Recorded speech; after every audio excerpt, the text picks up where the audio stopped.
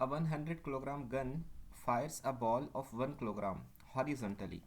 तो दिया हुआ है mass of gun equal to 100 kilogram.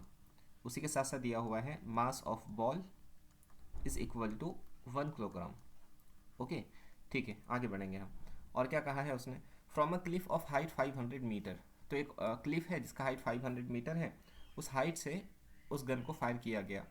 It falls on the ground at a distance of 400 metre from the bottom of the cliff, find recoil velocity of the gun. ठीक है, तो हम diagram बना देंगे। मान लीजिए कि ये ग्राउंड का सरफेस है, ये हमारा हिल है। इस हिल का हाइट कितना है? 500 मीटर। ये 500 मीटर का हिल है। इसके टॉप पोजीशन से एक गन को फायर किया गया, और फायर करने के बाद हमने ऑब्जर्व किया कि जो ऑब्जेक्ट नीचे आकर गिरता है वो हॉरिजॉन्टली कितना डिस्टेंस कवर करता है? 400 मीटर का डिस्टेंस वो कवर करता है। ये डेटा के हिसाब से हम मालूम कर सकते हैं कि initial velocity of the ball क्या होगा। ठीक है, initial velocity of the ball क्या होगा। और जब हमको initial velocity of the ball मालूम हो जाएंगी तो हम कंजर्वेशन ऑफ लीनियर मोमेंटम का इस्तेमाल करके वेलोसिटी ऑफ गन भी निकाल सकते हैं। वही चीज़ हमको मालूम करना है। ओके, ठीक है। तो अब हम बात करेंगे सबसे पहले हॉरिजॉन्टल मोशन की, क्योंकि हॉरिजॉन्टल डायरेक्शन में इनिशियल वेलोसिटी तो है लेकिन एक्सेलरेशन नहीं है।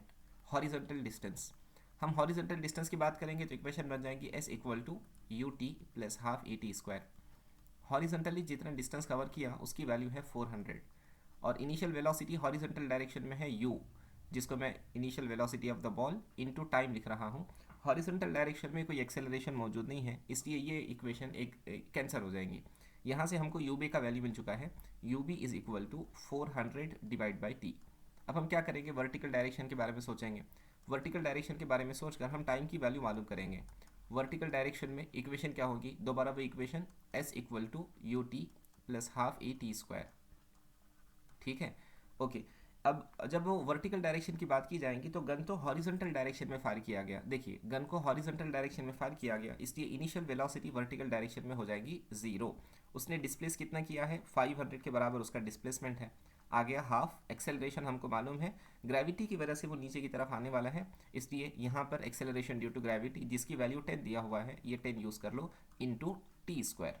ओके, ये जीरो इस जीरो को ख़त्म करेगा। 50 इंटू टू, ये हो चुका है 100। यहाँ से पता चला t square is equal to 100, यानी टी का वैल्यू आ चुका है 10 सेकेंड्स। तो ये पूरा मोशन कंप्लीट होने वाला है 10 सेकेंड में। अब ये टी की वैल्यू उठाकर मैं initial velocity of the gun के अंदर रख देता हूँ। यहाँ से मुझे पता चला velocity of ball is equal to 400 divide by 10, यानी initial velocity of ball is equal to 40 metre per second. Okay, अब मुझे वेलोसिटी ऑफ बॉल पता चल चुका है।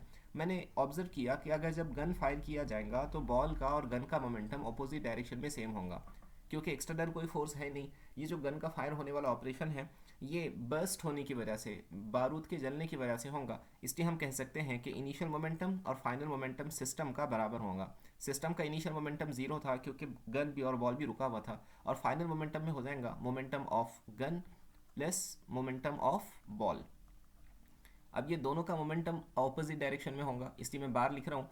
ये बॉल के मोमेंटम को दूसरी तरफ लेकर आ जाते हैं, so momentum of ball is equal to momentum of gun. ये हुआ कंजर्वेशन ऑफ लीनियर मोमेंटम का स्टेटमेंट, जो बन जाएगा mass of ball into velocity of ball is equal to mass of gun into velocity of gun. हम लोग velocity of gun मालूम करना चाहते हैं। बॉल का मास दिया हुआ है 1 किलोग्राम, और बॉल की वेलोसिटी हम लोग कैलकुलेट कर चुके हैं। कितनी वेलोसिटी है? 40 के बराबर है।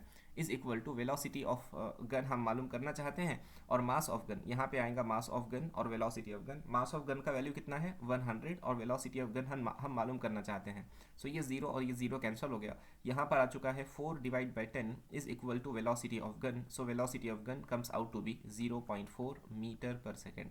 तो गन का वेलोसिटी 0.4 मीटर पर सेकेंड होगा। Option b will be correct.